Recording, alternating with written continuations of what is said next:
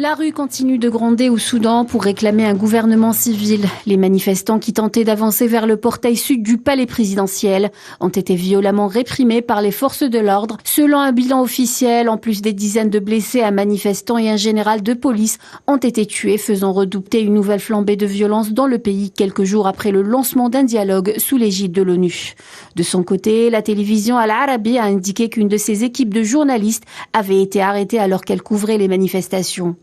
Depuis le 25 octobre dernier, le Soudan est le théâtre de protestations contre le coup de force de l'armée.